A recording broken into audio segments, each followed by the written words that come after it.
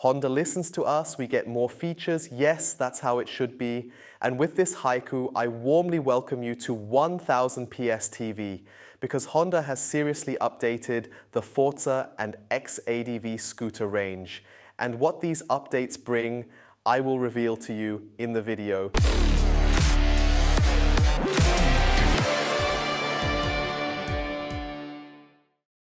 Yes, Honda's scooter lineup is massive, so whatever you want, you'll find it, from SH to Forza. In between, there's also the X-ADV. This means Honda offers a truly wide selection of scooters. But if you want comfort, if you want luxury, then you have to go for the Forza. And I'd say let's start with the flagship, the 750, because a lot has changed for 2025. Let's begin with the aesthetics, because that's the most obvious change. The Forza has been completely restyled. It's now more aggressive, sportier, sleeker, but in my eyes, also more generic. We now have new dual LED headlights with integrated daytime running lights on the sides. These daytime running lights also act as turn signals, which is a very elegant solution. But in my eyes, the design is somewhat familiar. I also see other manufacturers' designs in the new Forza. Personally, I find it a bit disappointing, as the old Forza was quite distinctive. Now, with the 2025 model, it has lost some of that uniqueness. But I guess this is the trend. It's what customers want to buy. So Honda has adapted accordingly and brought this new design. But of course, it didn't stop at the design. The Forza 750 also brings more comfort. We now have a revised seat, more legroom for taller people, and also an electrically adjustable windshield. It can be moved 120 millimeters up or down, and when you turn the scooter off, the windshield returns to its default position. We'll have to see during the test if that might be a bit annoying. Isn't it always that we wish to have the higher position? Let's see. I'll be testing it soon, but more on that later. Otherwise, with the Forza, the drivetrain has also been optimized. We still have the 745 cubic centimeter twin-cylinder engine, 59 horsepower, and 3 pre-configured riding modes. Rain, Standard, and Sport come standard. Then there's the user mode, which you can configure freely, including, for example, the 3-level traction control, which you can adjust as you like. Additionally, the DCT transmission has also been improved. Of course, it's a must for Honda to include the DCT, and especially on such a scooter, it's a dream to use. But it has been further developed for 2025. It is now supposed to respond even more smoothly at low revs and low speeds, so you won't get that jolt when you start moving. This should now be optimized. Let's see how it actually rides.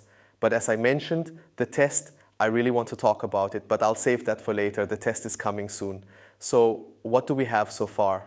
We have more comfort, we have an optimized drivetrain, but the Forza has also become more practical, because under the seat we still have the 22-liter storage compartment, which can fit a full face helmet, but what we no longer have is the USB-C port, as it has now been moved up to the handlebars. This means if you have a phone mounted on the handlebars, you can charge it more quickly and conveniently than under the seat. That's a real benefit. And the biggest benefit of the new Forza 750 is the cruise control. We had a Forza 750 in our long-term test fleet a few years ago, and especially our colleagues in Vienna who commute around 40 kilometers to the 1000 PS office used it often on the highway because it's a really great scooter. But they always came back and said, man, if only I had a cruise control, then the scooter would be perfect. And Honda didn't just listen to us, but to the entire customer base. And from 2024, a cruise control comes standard. This is a really great benefit because it allows you to go on long trips in a much more relaxed manner. I know I've seen many Forzas fully loaded with luggage going on tours. So it's possible with the scooter, and people use it that way.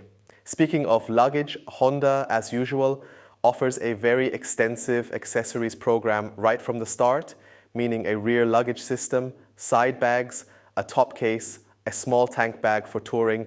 All of that is available and much more. So make sure to check out the Honda accessories program. This means the Forza has really undergone a great evolution. It has kept its good sporty qualities, but now it brings what we've been asking for: more comfort, better equipment and cruise control, which is super important.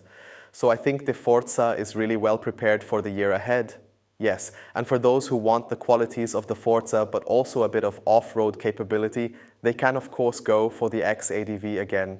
It has also received an update for 2025. In a nutshell, it has all the technical innovations I just mentioned for the Forza, but it puts them into a more off-road capable package, I'd say, more for rougher roads. But the X-ADV is a really cool vehicle. It has a cyberpunk look that makes you stand out and really pop on the road. For 2025, it also has a slightly adjusted design. We've got new headlight elements with integrated turn signals. It looks really stylish. There's even a yellow special edition that Honda is marketing in a cyberpunk style. So it's the more extroverted Forza that can do a bit more because it has the high quality suspension and especially more ground clearance. So if you want to go on a trip with such a Honda maxi scooter but want to be prepared for everything, then you should go for the X-ADV 2025. A really cool scooter that I'm really looking forward to. Because now I can finally mention it, I'll be testing both of these vehicles, the Forza 750 and X-ADV, at the end of October in Sicily. And yes, I'm really excited about that. Another great test. I'll be out for 2 days. Be sure to write in the comments what I should test for you, what I should pay attention to, and what particularly interests you about these models. Please leave your comments right away. So definitely you can look forward to a test at the end of October or the beginning of November. Forza 750 and X-ADV, but that's not all with the Forza models, because of course there's not only the 750, but also the 125 and the 350. They've received a milder update, more of a facelift I would call it, for 2025. So on the one hand, they've received a new engine management system. This means both models now of course meet Euro 5 Plus as required. But in my eyes, the much more important update is the display. Both of the smaller Forzas now have a 5-inch color TFT display. Previously, we had a very classic setup with 2 analog circular elements for speed and RPM and an LC display in the middle. It was elegant, very car-like in its arrangement, I'd say. But as a scooter rider, I always wondered, why do I need an RPM gauge when I can't shift gears anyway? Since I have a CVT transmission. So for me, the RPM gauge always felt like wasted space. I think it's great that Honda is now adding a TFT display because you can use it much better. You can customize the display just how you like it. And of course, if you want, you can also have connectivity features that are much easier to use with this TFT display. So that's all from me for now regarding the new Honda Forza and X-ADV scooter models. As I mentioned, I'll soon be riding the 2 larger models and I'm really looking forward to it. As I said, please leave your requests in the comments and we'll see each other again at the latest then, but maybe even in the next video. I'm looking forward to it. Thank you for watching. See you soon. Goodbye and take care.